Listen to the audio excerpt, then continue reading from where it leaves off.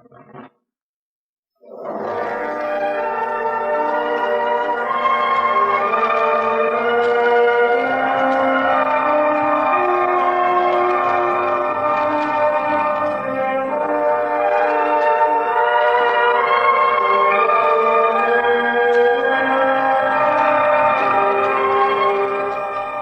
could be any hospital, anywhere. It could be in your town, but it isn't.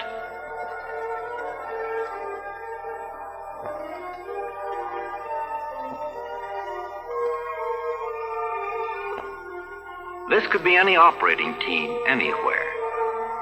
Anesthetist, surgeon, nurse, but it isn't. I happen to know.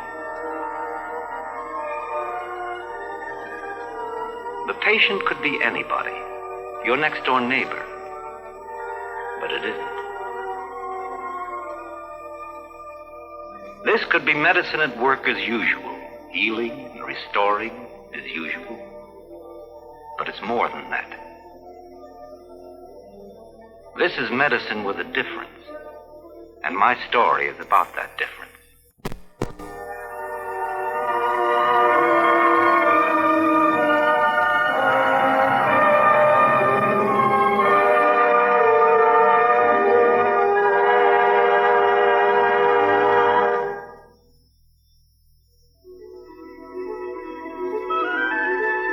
You've seen this kind of thing before many times.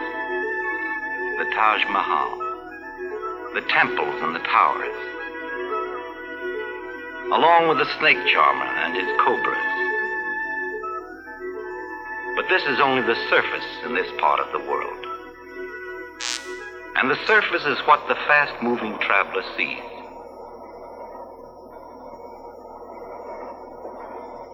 But when you slow down a bit, you can look at things in perspective.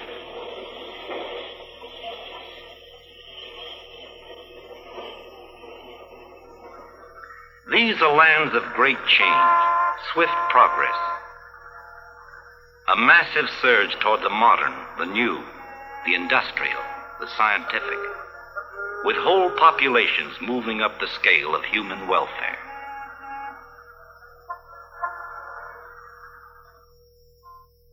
But as in all lands around the globe, there are historical circumstances to overcome.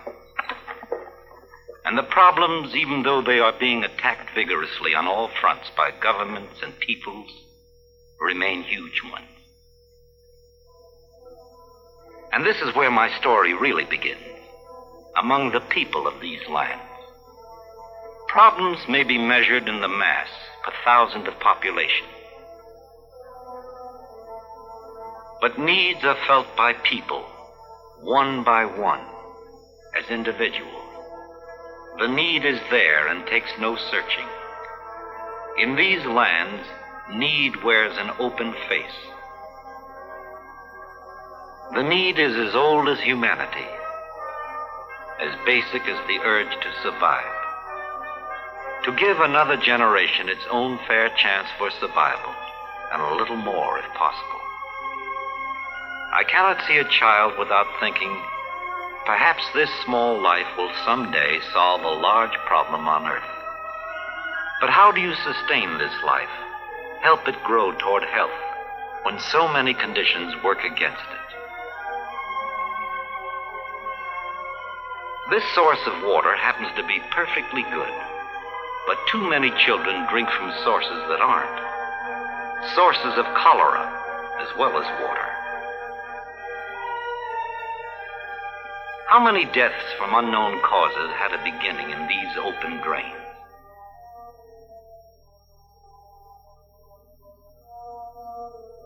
In this region, people make chapatis for their daily bread, the staff of life. But how many bodies have been weakened and made vulnerable to disease by malnutrition, by unbalanced diet, and exposed to carry as a disease itself? For so many of these people, in the circumstances of their lives, there is little to choose except to survive. And they choose survival and manage it with grace, with beauty.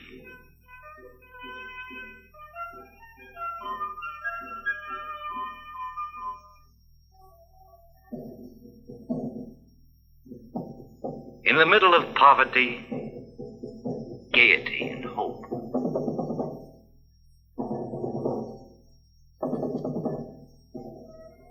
The Muslim women, in a way, are a special part of my story.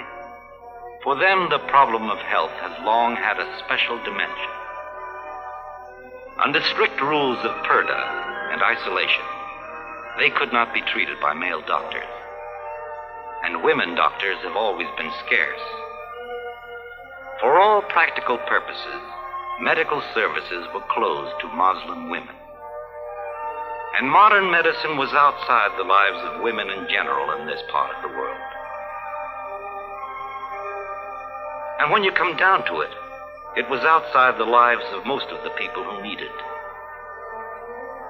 Well, modern medicine is not outside their lives any longer. It's part of their lives, brought to them by women medical workers, scientifically trained and religiously motivated. And that's what my story is about.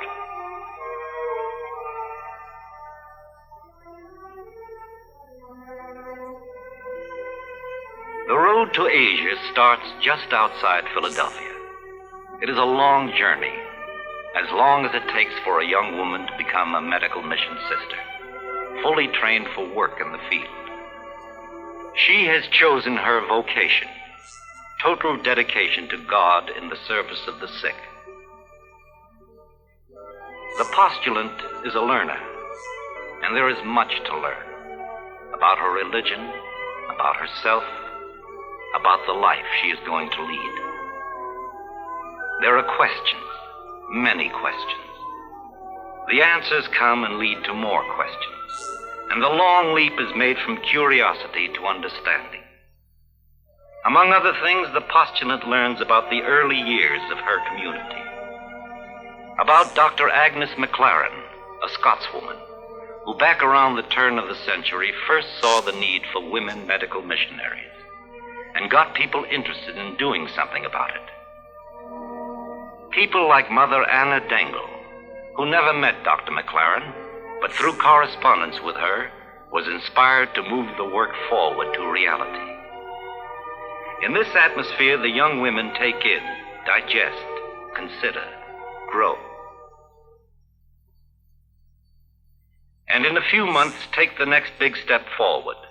They become novices.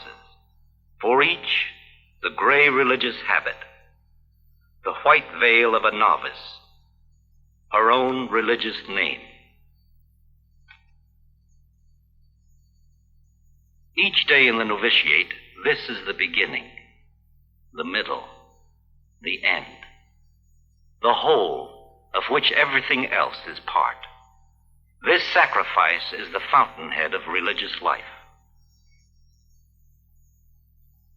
Each act of a busy day is united with it in a conscious exercise of the will. The result, a living manifestation of the qualities of the charity of Christ. In England, South Shields is another port of entry to this opportunity to serve. And in Holland, as in England and America, the novices at Imsenrade prepare for the future. In Holland, in England, in America, an important day approaches, a turning point, a moment of arrival and a new point of departure. The novices are judged ready to make their vows. The altar is prepared. It is profession day. During Mass, before receiving communion, each sister makes the vows of obedience, chastity, and poverty for a period of 3 years, and turns a corner of her life. She is consecrated, set apart, an instrument for service, a bearer of love. After Mass, the crucifix, the blue veil, and she is a professed sister, dedicated, willing. At a moment like this, can anyone measure what a parent thinks or feels? The professed sisters go on to recognized colleges, universities, and technical schools for professional training. For people in physical need, it is not enough simply to give cheer, to offer a comforting hand. The hand must know precisely what it is doing. In medical schools, the sisters wear a modified habit without a veil. This is not the college life of Greek letter houses and football games. It is learning with a purpose. And the purpose is achieved. Doctor of medicine. Can you blame a parent for feeling proud? Only in the last few decades have sisters been allowed to study and practice medicine. Doctors, nurses, the shortage is always chronic. But it takes more than doctors and nurses to bring professional medical care to the missions. The hospitals could not function without anesthetists, medical technologists, pharmacists, and other highly trained specialists, who are all part of an integrated medical team. Nor could they function without typists and secretaries, bookkeepers, administrative workers, and other personnel specially trained for non-medical supporting jobs. For a medical mission sister, a departure is more truly an arrival. Destination, where people need her. What about the parents? Happy and sad all at once. That's the way it usually is. One thing I can tell you, there's a special joy about a sister heading overseas. Do you know the first thing a medical mission sister is likely to do when she gets into the field? Chances are she goes back to the classroom for more training. Not spiritual, not technical. She's well equipped in those ways. But how, you wonder, is she going to talk to people in India, in Pakistan, Indonesia, Africa, South America? Well, she learns how, studies the languages of the area. Here, a sister who happens to be a surgeon teaches a class in Urdu, the official language of West Pakistan. At last, an answer to the question asked so long ago, where do we serve? It could be the Medical Mission Sisters Hospital in New Delhi, India. The hospital at Thiruthapuram in the southern part of India. Or at Barnanganam, also in South India. It could be at Patna in the eastern part of the country. Or at Mandar, also in East India. It might be the hospital at Mymensingh in East Pakistan. At Karachi in West Pakistan. At Rawalpindi, also in West Pakistan, where the first mission hospital was established by the sisters, or elsewhere in the mission areas. Good buildings are important, but more important is their purpose. The welfare of people, their health.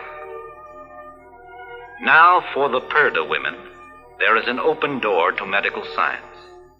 Women, children, men. In this house, all are welcome. To be admitted into a mission hospital as an outpatient or inpatient is to be admitted into hope. Your name, where do you live, how old? A certain amount of personal bookkeeping is vital in hospital administration.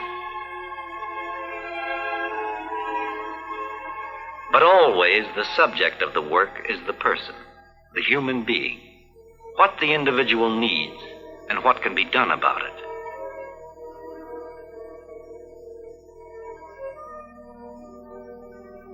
No one is turned away, for here all suffering is considered equal. For some, this is the first visit to a medical doctor in a lifetime of illness and disease.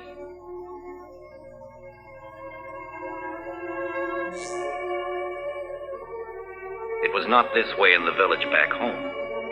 The poor are treated free of charge. Those who can pay contribute according to their means. Always the first step is to find out, to identify, to diagnose, to know for sure. This is the scientific way to know. Somewhere back in the United States, a sister won a diploma in medical technology and now shares her knowledge in a lab in Java or Ghana, in Bombay, Rawalpindi, or Dhaka. The tests are run. A course of treatment is indicated. A course of treatment is started. In these lands, a hospital ward is a rare and wonderful thing. Anemia, tumors, smallpox, malaria, skin disease, eye trouble, bone fractures. Every fever, disease, and malfunction in the medical dictionary can be found in the wards. The years of training, of dedication, suddenly all seem to have been aimed at this patient in this bed at this time. Yet with the precision, the skills, the techniques, there is time for kindness and need for it. A message relayed from eager relatives. A gesture of love and concern. The hospital at Patna. A Catholic villager is dying.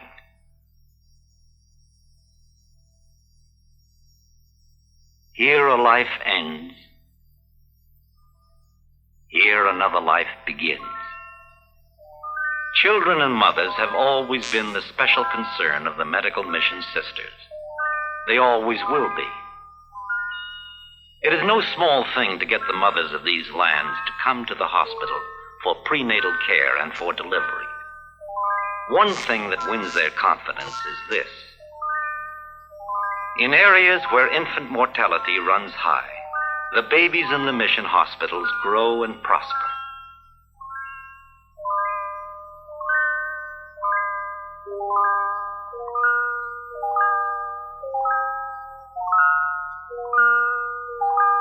If I had one wish, it would be for all the babies in the world to be as fortunate as these.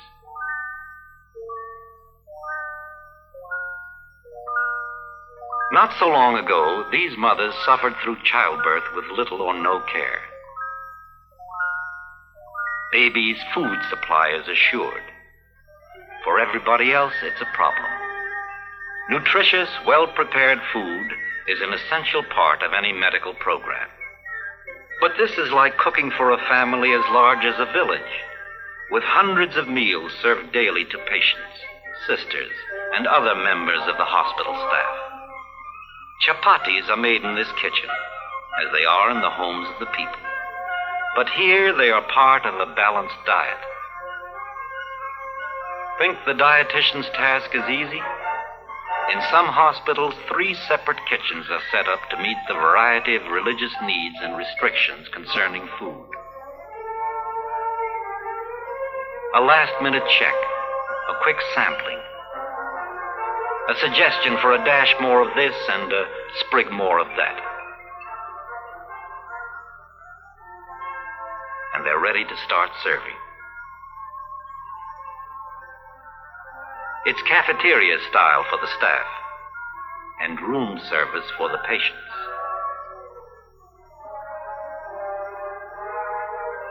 A mission hospital depends on many services, like the laundry, that most people never see or think about. Laundry, food preparation, paperwork, these often go unnoticed. Well in the background, behind babies and mothers, behind patients, doctors, and nurses, the medical work would never be done without the supporting services. just as the simple care of a baby could not be given without support from willing hands throughout the world. The line of support for the mission hospitals runs around the world and back to the Mother House in Philadelphia. To those who are medical missionaries in truth, although they may never set foot in a mission hospital abroad. Is it medical missionary work to cut cloth in a suburb of Philadelphia? Yes, and to sew too, these sisters will tell you, if the cloth becomes the habits worn by the sisters. There are many ways to serve, and all serve equally. How does editing a magazine in the Mother House help the medical work in the field?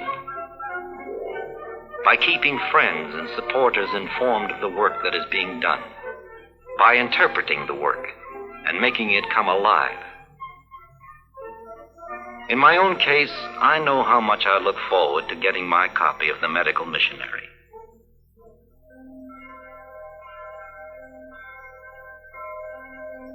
What people get out of the Medical Missionary magazine varies, of course, with the individual. But what people the world over give for the magazine and contribute to the Medical Mission Sisters, this support has tangible results. Is there anything more tangible than a new hospital building? Or anything more necessary out in the field? Trust grows in the work of the sisters. The number of patients grows. The need grows for new and bigger hospitals, more facilities to do the work that must be done. It is not an easy thing to start from scratch, take what materials and skills are available, and turn them into a modern hospital. But then it was not easy in the first place to start a religious community devoted to professional medical care in the missions. Yet it was done. 1 brick, 2 bricks, 100 bricks. It is practically a handcrafted job. For services rendered, payment received. And this is the receipt. The building has a shape now. Walls. But it needs a roof. Nowhere in her training did the sisters' curriculum include a course in how to be a construction straw boss. It's just one of those things you pick up on the job. This new building and others will provide much-needed space and facilities, but more trained help will be needed to handle the increased capacity for patients. Where will it come from? It's there, right near the hospital or in the regions around it. Young women of the area waiting to be trained.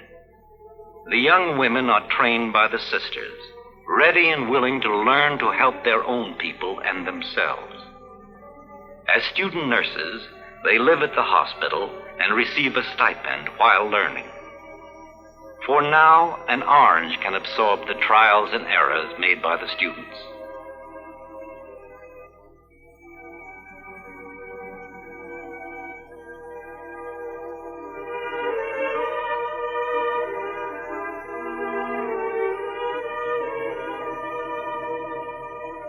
Success is always a pleasure.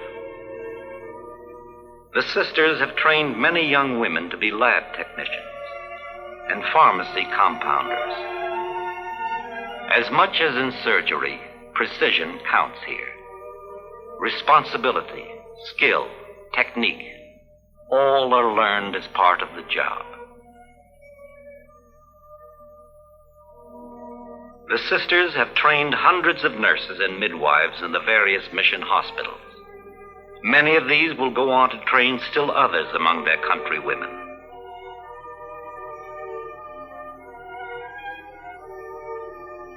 The pulse meter this nurse is using works on the principle of the ordinary egg timer. One day she will have a watch. Some of the young women in these lands follow the example of the sisters from abroad, and with local differences, serve as novices just as other young women do in America, England, and Holland. These are the hope of the future, the assurance that the work will continue. As each example invites another, the chain lengthens without end. The sisters do much for those who become ill, but they also work to keep people healthy, to prevent illness. Milk is a powerful weapon for health, and every day the sisters see that children who need it get it. What is an ounce of prevention worth? You couldn't begin to measure it in human terms. Each inoculation given by the sisters is a blow against an ancient enemy of these people.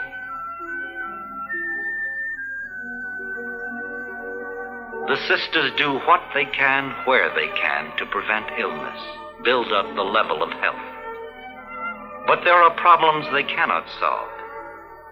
Each man, each family,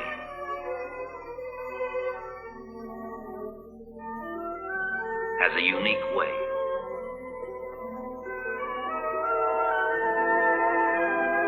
Perhaps next year the nomad family will visit the hospital. The distance between them is growing shorter as they get to know the sisters better. Some people are unable to come to the hospital for the help they need. So on request, the hospital goes to them. On home visits, the first problem is to find the home.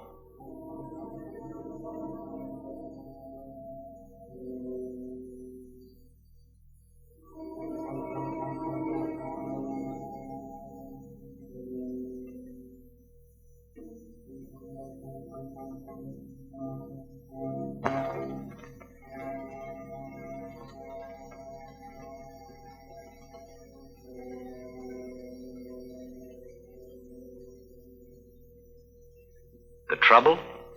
It could be anything from dysentery to cholera, tuberculosis to intestinal parasites.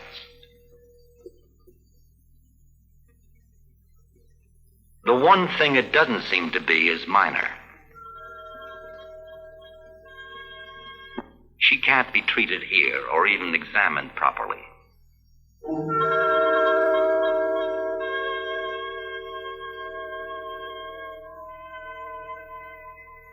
So the necessary is done. It's all part of the day's work.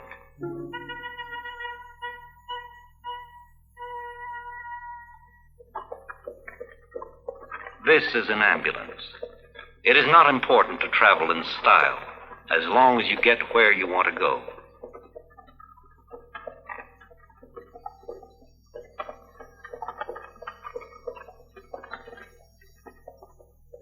To the clean, fresh, modern hospital, where help is to be found.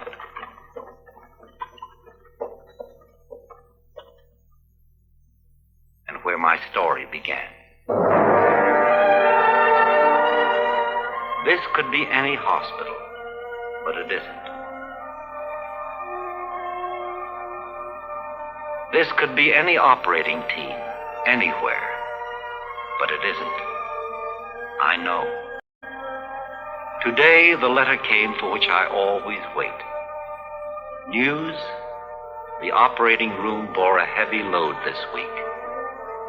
But in restoring strength and bringing faith, there is a special joy, my daughter says.